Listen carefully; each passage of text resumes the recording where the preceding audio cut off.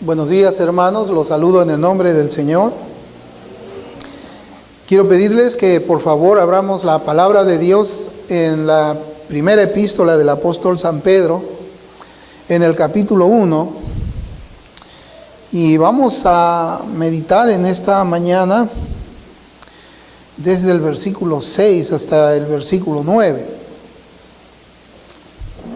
Desde el versículo 6 hasta el versículo 9, si ya lo tiene usted allí, yo quisiera que veamos en esta mañana, en esta oportunidad, un tema que nace de las palabras inspiradas del Espíritu Santo cuando el apóstol Pedro le escribe a sus destinatarios. Y en el versículo 8 dice: a quien amáis sin haberle visto, a quien amáis sin haberle visto. El mundo tiene un refrán. Hay un refrán que dice, y seguramente nosotros lo conocemos ya bastante, pero no lo usamos. Desde que el Señor nos salva hay muchas cosas que hemos quitado de nuestra mente, pero es bueno a veces recordar cómo es que pensábamos nosotros también antes, ¿no? Ese refrán dice: ojos que no ven, corazón que no siente. Ojos que no ven, corazón que no siente. Y yo tenía ya el concepto de qué cosa es lo que enseña ese refrán. Lo hemos utilizado, a veces tenemos el concepto, pero no podemos explicarlo. Entonces yo me fui a un lugar que se llama Significados en la web, y allí decía: es un refrán que en sus inicios fue usado para referirse a las cuestiones del amor y la ausencia de la persona amada. Se decía, por ejemplo, podemos decir, desde que María se fue del país, su relación con Juan se ha apagado, porque ojos que no ven, corazón que no siente. Y ese es el ejemplo que nosotros entendemos que significa esa parte, ¿no? Cuando existe la separación de un hombre y una mujer que sostienen una relación sentimental, como el caso acá hipotético de María y de Juan. Cuando María se va, ¿qué pasa con el amor de Juan? Se apaga. Y este refrán habla de la indiferencia y apatía sentimental cuando una persona no ve a la otra, que debe ser el objeto del amor. Es decir, nos dice de la necesidad de una presencia física, cercana, constante, para que el amor pueda nacer, crecer y robustecerse. El mundo lo ve así, y seguramente que nosotros también en algún momento hemos posiblemente experimentado esto. Ojos que no ven, corazón que no siente. Yo no quiero entrar en detalles a la definición del amor, pero el amor al que nosotros nos vamos a referir hoy día no es el amor de Hollywood, no es un amor sensiblero. Es un amor verdadero, es el amor que nace de un corazón que ha sido regenerado por el Espíritu Santo, por la gracia del Señor. Pero yo quiero volver un poco también a la definición de lo que es esta clase de refrán y esta clase de amor. Esa definición que hemos leído, donde se toman los personajes imaginarios, Juan y María, se entiende que la partida de María, tiene consecuencias. El alejamiento de María, la ausencia de María, tiene consecuencias. ¿En dónde? En los sentimientos y en las acciones de Juan. En los sentimientos y las acciones. Porque finalmente un hombre actúa según cree o según siente. Así somos nosotros. Esa es la naturaleza humana. Según lo que creemos, así actuamos. Según lo que sentimos, así también actuamos.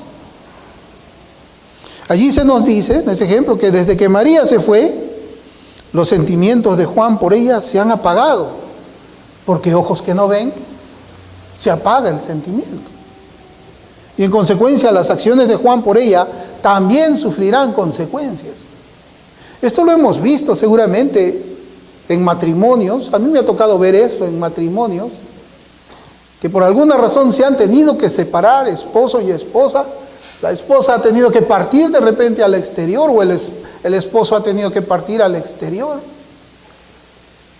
Y los sentimientos que sentían cuando estaban juntos comienzan a apagarse, y la conducta de ellos cambia. Y prácticamente viven como solteros, como si nunca se hubiesen visto, nunca se hubiesen conocido, nunca hubiesen estado casados después de cierto tiempo. Por ejemplo, es posible que Juan haya sido fiel a ella mientras estaban cercanos. Pero ahora que están alejados, la fidelidad se ve de una manera diferente. También es posible que Juan haya satisfecho la voluntad de ella mientras estaban físicamente juntos. María tal vez le decía a Juan: no te juntes con aquellas personas. Y como estaban cerca y él amaba por esa cercanía, él obedecía y evitaba ciertas compañías. Pero ahora que Juan está separado de María, él se junta con el que él quiere. También es posible que Juan hubiese dado su vida por ella mientras estaban juntos. Hubiese recibido la bala por ella, como se dice. Y el amor por María pues se alimentaba por el cruce de las miradas de ellos. Cada vez que se miraban, se amaban más. Cada vez que cenaban juntos, se amaban más. Cada vez que estaban en el parque, se amaban más. Pero como todo eso ya no está porque están separados, ojos que no ven, corazón que no siente. Las circunstancias cambian cuando existe esta clase de separación. El amor decae, la idea de infidelidad puede atrapar el corazón, no hay deseo fuerte de hacer lo que le agradaba a ella. La decisión de Juan de dar su vida por María se desvanece porque solamente él ama cuando puede ver. Y es posible que esto suceda en la vida de las personas que están sin Cristo. Sin Cristo. Una persona que está sin el Señor, que está muerto en delitos y pecados, ajeno a la gracia, ajeno a los pactos. Es posible que viva de esta manera, pero esto nunca sucede en la vida de un cristiano verdadero. Nunca, nunca. El mundo dice ver para creer también. Ver para creer. Y también dice ver para querer. Ver para creer, ver para querer. Los creyentes decimos creer para querer. 1 Pedro capítulo 1 versículos 6 al 9 dice: en lo cual vosotros os alegráis, aunque ahora por un poco de tiempo, si es necesario, tengáis que ser afligidos en diferentes pruebas, para que sometida a prueba vuestra fe, mucho más preciosa que el oro, el cual aunque perecedero se prueba con fuego, sea hallada en alabanza, gloria y honra cuando sea manifestado Jesucristo, a quien amáis sin haberle visto, en quien creyendo, aunque ahora no lo veáis, os alegráis con gozo inefable y glorioso, obteniendo el fin de vuestra fe, que es la salvación de vuestras almas.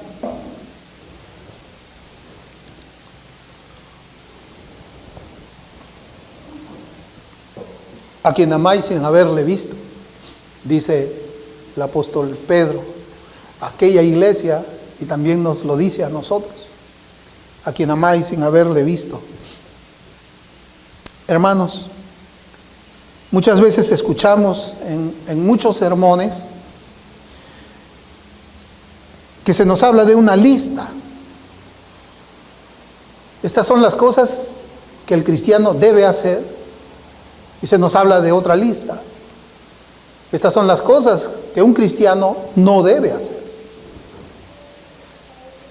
Si estas cosas se predican en las iglesias, es porque se está enseñando en los seminarios evangélicos, y es una enseñanza que ha terminado influyendo en la manera de hacer evangelismo.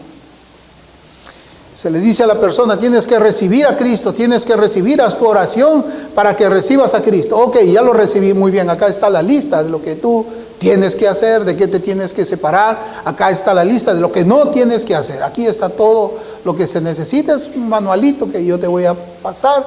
Tienes que dejar la borrachera, tienes que abandonar esas amistades.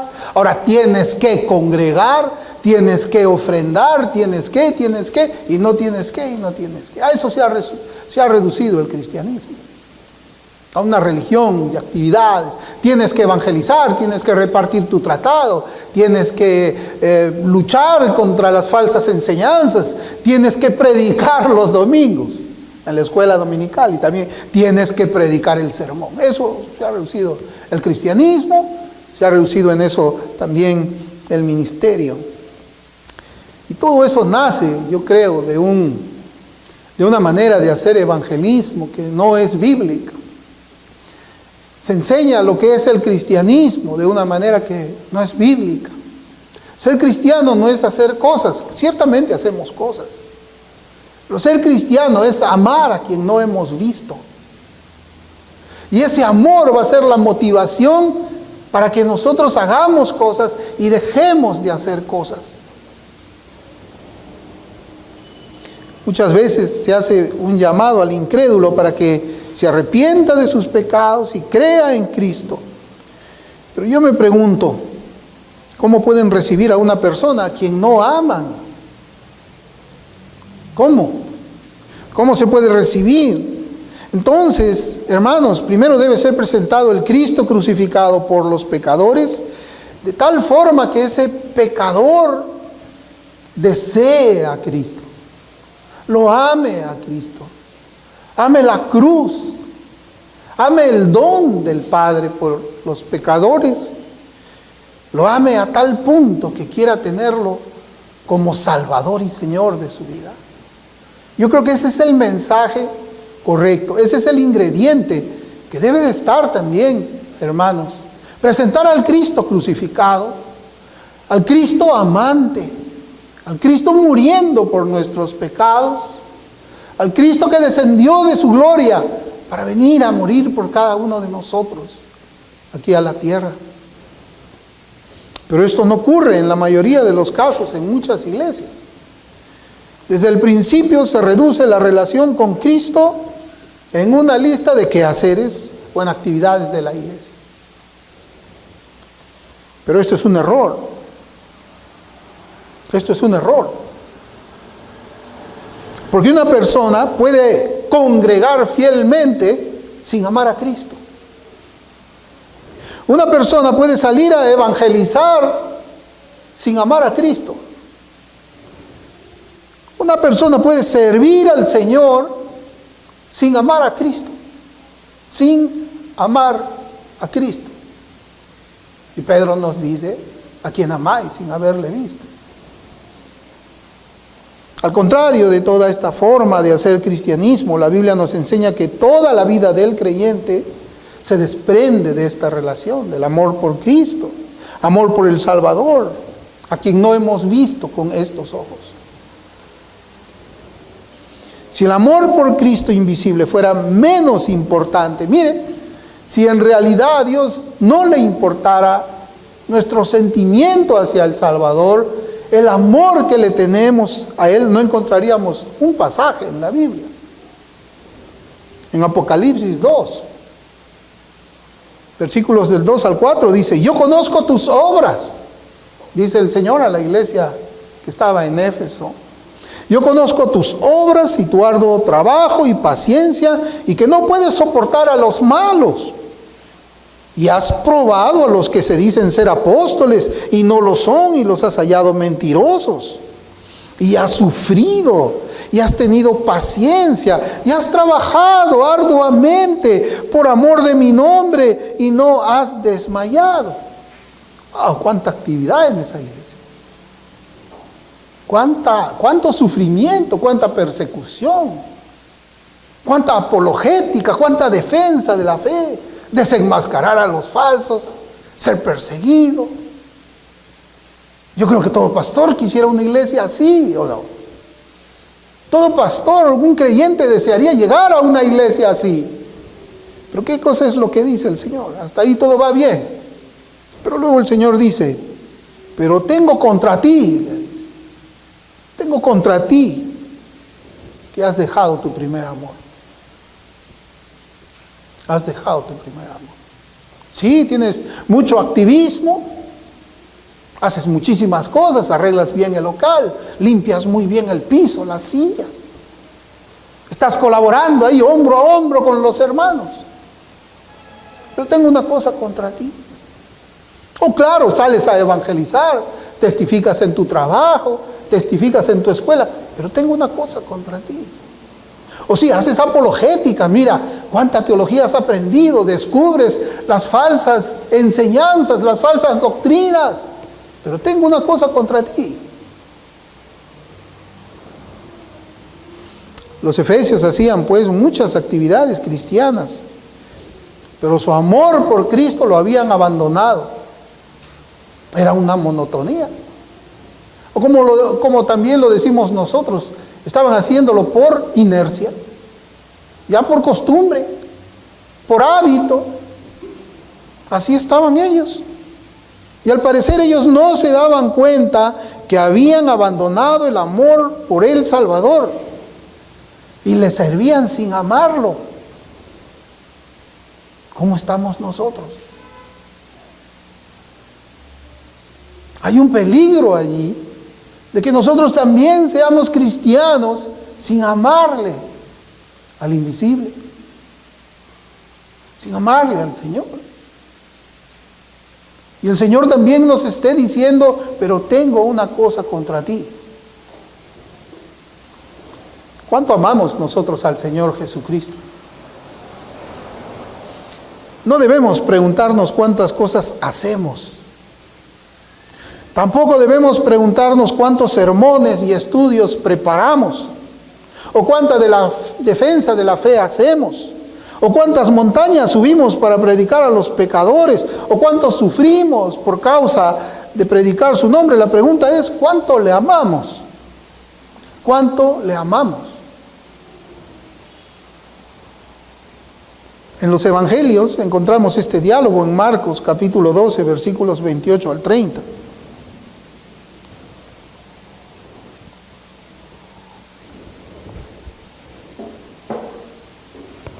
La Escritura dice, acercándose uno de los escribas que los había oído disputar y sabía que les había respondido bien, le preguntó, ¿cuál es el primer mandamiento de todos?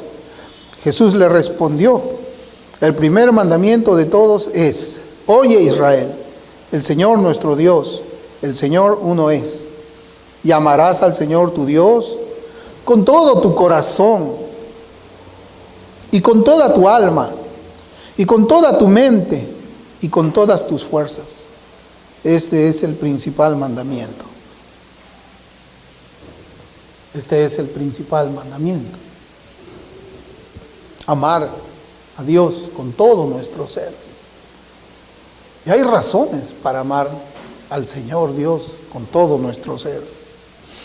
Y en cierta ocasión, hermanos, leí un libro de historia cristiana que no recuerdo ahora cuál era el título ni el autor, pero lo leí, sobre la manera en que los soldados romanos se asombraban cuando estuvo la iglesia perseguida en el tiempo de Nerón. Creo que fue la segunda persecución.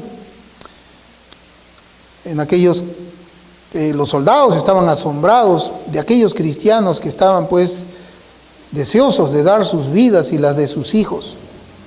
Recuerden ustedes que ellos eran capturados, eran puestos en cárceles y luego eran llevados al circo romano y los ponían en el medio.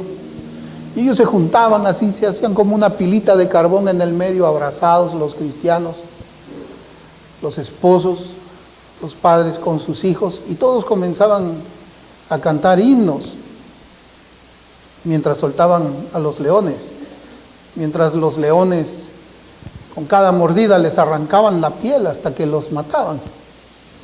Y los romanos estaban asombrados porque ellos hacían todo eso por una persona que no habían visto. no lo habían visto al Señor, pero entregaron sus vidas de esa manera.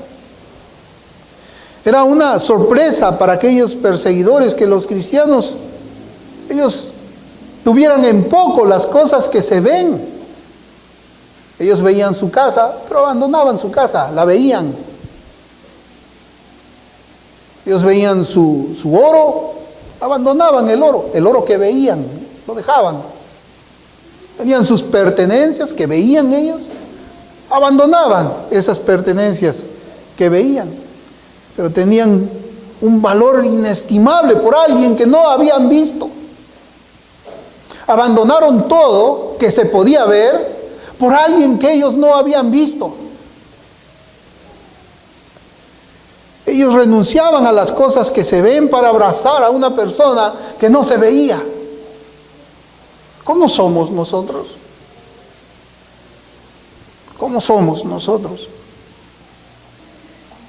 Para el mundo, esto es locura. ¿Cómo vas a abandonar tu vida por alguien que no has visto? Esto que ves acá, ¿cómo lo puedes abandonar? ¿O cómo puede tener poco valor por alguien que tú no has visto? ¿Cómo?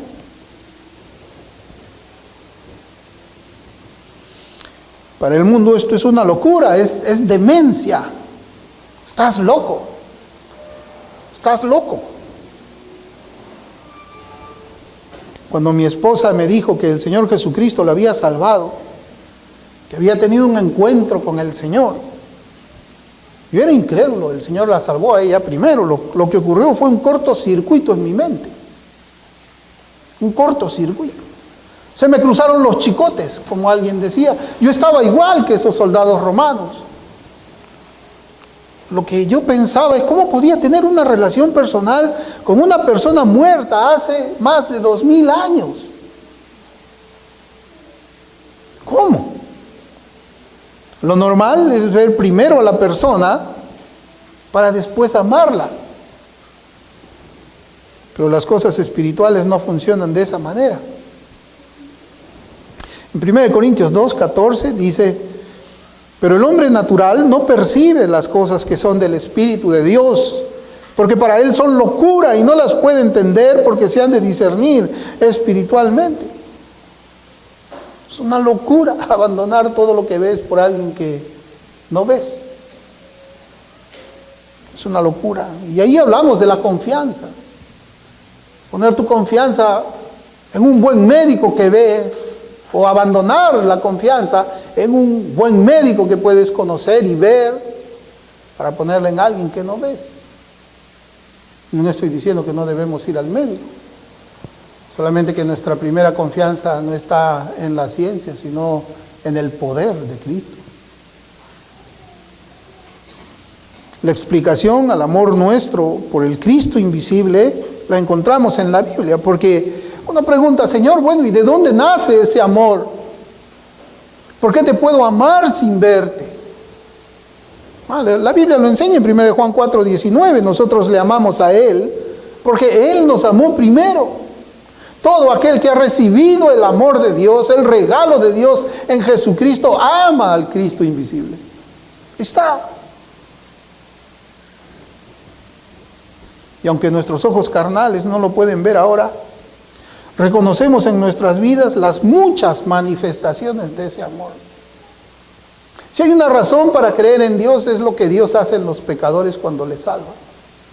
Cuando el invisible obra poderosamente en cada uno de sus escogidos para trasladarlos del reino de las tinieblas al reino de la luz, del reino del pecado al reino de la santidad y piedad. Esa es la verdadera razón por la cual un incrédulo debería creer que Dios existe. Esa obra sobrenatural, ese avivamiento, ese resucitar de un muerto a la vida y que pueda mantenerse santo en una sociedad corrupta. Ese es el verdadero milagro que nos enseña a nosotros que hay un Dios. Y ese es precisamente esa obra, es la experiencia que nosotros tenemos de la bondad de Dios que nos ha transformado en santos, y por esa razón le amamos. Porque llegamos a entender que si Él no hubiese obrado en nuestras vidas, simplemente la condenación eterna hubiese llegado a nosotros. Los creyentes somos conscientes de los resultados del amor de Cristo. Pedro nos dice en el versículo 3, ahí en el capítulo 1, bendito el Dios y Padre de nuestro Señor Jesucristo, que según su grande misericordia nos hizo renacer para una esperanza viva por la resurrección de Jesucristo de los muertos. Hermanos, amamos a Jesucristo porque este pasaje nos dice que Él nos dio vida por su muerte. Él fue a la cruz a sufrir para que yo no vaya a una cruz a sufrir. Él recibió el castigo por nosotros. Él cargó los pecados por nosotros. Él derramó su vida en la cruz, su última gota de sangre por nosotros. Él recibió el flagelo por nosotros.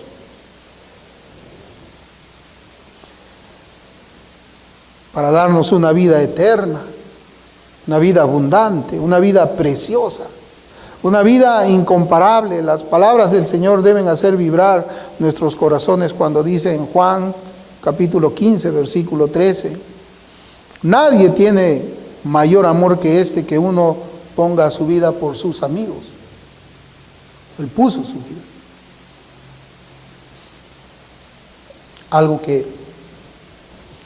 Algo que nosotros nunca vamos a poder pagar de ninguna manera. Eso, no hay una manera de devolver eso a Dios.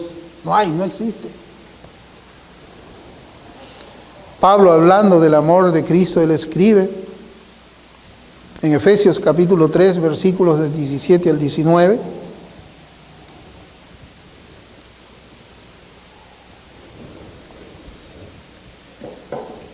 Dice, para que habite Cristo por la fe en vuestros corazones, a fin de que arraigados y cimentados en amor, seáis plenamente capaces de comprender con todos los santos, mire bien, cuál sea la anchura, la longitud, la profundidad y la altura, y de conocer el amor de Cristo, que excede todo conocimiento, para que seáis llenos de toda la plenitud de Dios.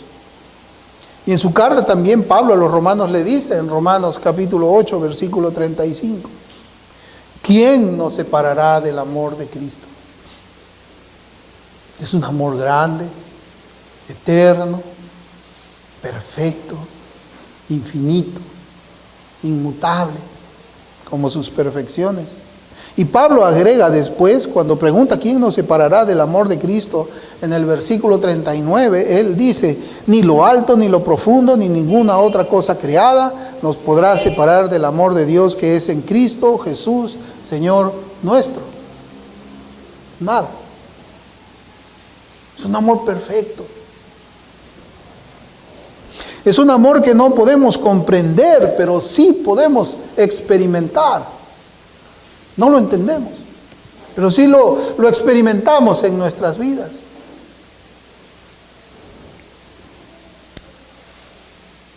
Yo siempre, hermanos, mientras yo hacía esta nota, yo siempre me he preguntado de mi persona lo siguiente: ¿por qué me tuvo que salvar a mí? ¿Por qué? Y cuando yo recuerdo cómo había sido mi carácter con Dios, Él nunca me hizo a mí nada malo. Cuando yo estaba en el mundo, nunca me hizo nada malo. Yo recuerdo que cuando me reunía con mis amigos, varias veces, lo que yo hacía era burlarme de Dios, del Cristo. Contaba muchos chistes de la cruz y hacía que varios se rían. No lo hice una vez, lo hice muchas veces. Con personas cercanas, con personas lejanas. Mi punto era conseguir que todos los que escucharan mis historias se rían del Cristo, se burlen de Él. Y los hacía soltar carcajadas tras carcajadas. Y cuando el Señor me salvó un tiempo, yo me acordé de esto. Y Y me preguntaba, ¿por qué me salvaste a mí?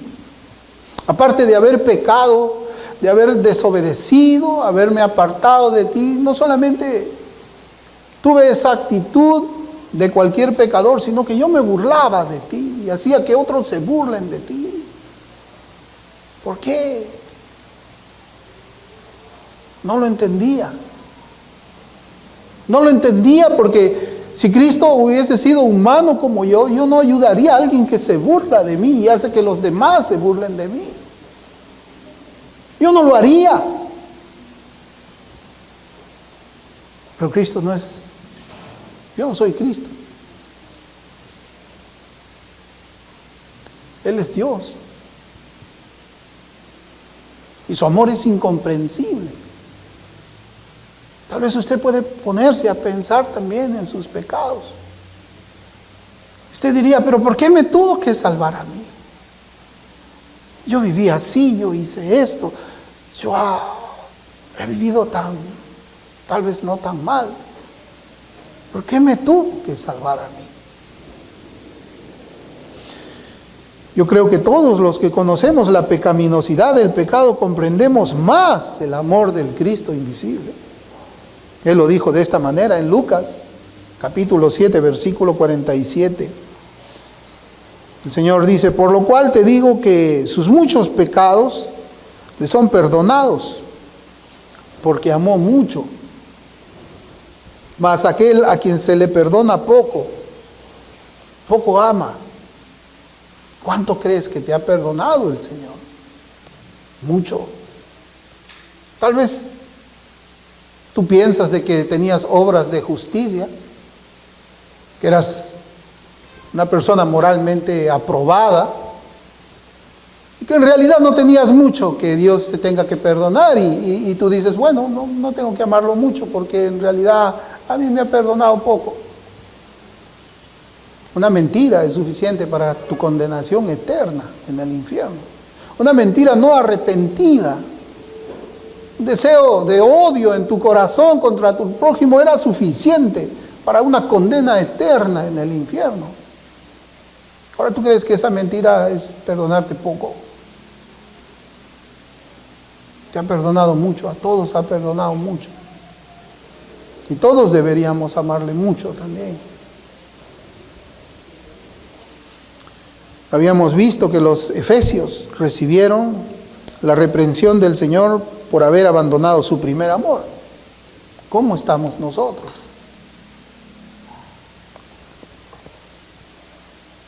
Leamos con detenimiento nuestros versículos y abrimos en 1 Pedro 1:8.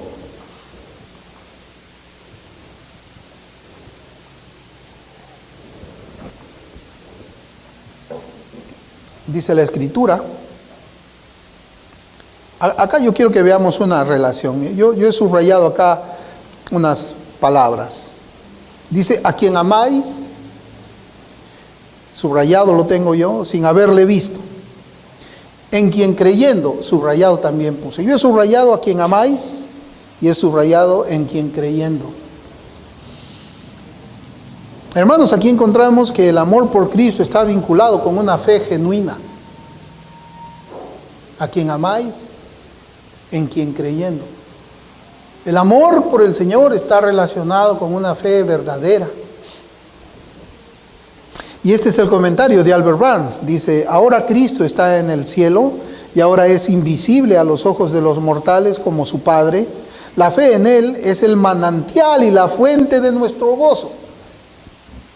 La fe hace reales las cosas invisibles y nos permite sentirlas y actuar frente a ellas con el mismo grado de certeza que si las viéramos. De hecho, la convicción en la mente de un verdadero creyente de que hay un Salvador es tan cierta y tan fuerte como si él lo viera a él. Y lo mismo puede decirse de su convicción de la existencia del cielo y de las realidades eternas. Fin de la cita. Hermanos, y esta fe que nos hace amarle a Cristo nos trae también estas convicciones eternas y espirituales. Hace que, aunque no hemos visto al Señor, vivamos alegres, con gozo inefable y glorioso. Recordemos que los lectores de Pedro estaban atravesando por diversas pruebas, por diversas aflicciones, de la misma manera también como nosotros. Nosotros no vivimos aquí en un paraíso. Tenemos persecuciones, si bien no hay una persecución de espada, hay una persecución de lengua. Nos calumnian, nos insultan, nos vejan. También existen otras clases de peligros por el hecho de vivir en este lado de la eternidad, las enfermedades, las malas juntas tal vez que nos aborrecen, y también por los falsos hermanos. Y en este punto, y para terminar, podemos decir que el Señor también nos sostiene, a pesar de estas persecuciones, de estas aflicciones. El Señor nos sostiene y nos llena de valor. Nos llena de valor para seguir adelante, a pesar de todo lo que yo he mencionado, de todas las aflicciones. Nos llena de valor, pero también para tener valor y predicar la verdad a las naciones, especialmente en estos días de declive moral. Y encontramos en Moisés, hermanos, un ejemplo de lo que hace la fe en estos tiempos difíciles. Ya hemos visto que hay la relación entre la fe con el amor por Cristo, pero también hay una relación con la fe que no vemos a Cristo, pero que sin embargo somos capacitados en valor, en coraje. Y lo vemos en Moisés, en Hebreos 11:27, dice: por la fe dejó a Egipto, no temiendo la ira del rey, porque se sostuvo como viendo ¿a quién? Al invisible. Ese es un versículo, hermanos, que a mí cuando lo leí por primera vez, también me cruzó los chicotes. Ver al invisible. Al invisible no se le ve con estos ojos, pero el creyente lo ve. Y eso hace que uno tenga valor para pararse firmemente como un cristiano devoto, sea en el lugar donde tenga que estar. Esa fe echa fuera también el temor para que el cristiano abra su boca en estos tiempos de silencio de las cosas santas, frente a una sociedad que va aumentando la iniquidad en todas las áreas de nuestras vidas. Nos vamos a sostener no solamente amando a quien no ven nuestros ojos, sino que nos sostenemos como viendo al invisible, teniendo esa convicción, teniendo esa certeza de quién es Él, nuestro Salvador. Estamos hablando, hermanos, de una parte muy importante en la vida de un creyente: amar sin haberle visto. Y yo, para terminar ya, ahora sí, y a manera de reflexión, yo quiero leer la palabra de Dios en Juan 21. Voy a leer los versículos del 15 al 17, pero yo voy a llenar un espacio con mi nombre. Y yo quisiera que usted también, mientras yo lo voy leyendo y menciono mi nombre, mencione usted, piense usted, no lo tiene que mencionar con sus labios. Piense en su nombre ante estas tres preguntas. En Juan 21:15, Guillermo, ¿me amas más que estos? Juan 21:16, volvió a decirle la segunda vez: Guillermo, ¿me amas? Versículo 17, le dijo la tercera vez: Guillermo, ¿me amas? ¿Le ama a usted? Ámele, ámele, ámele, porque es el don precioso que Dios Padre nos ha dado a nosotros para poder ser parte de la familia de Dios por toda la eternidad. Vamos a orar.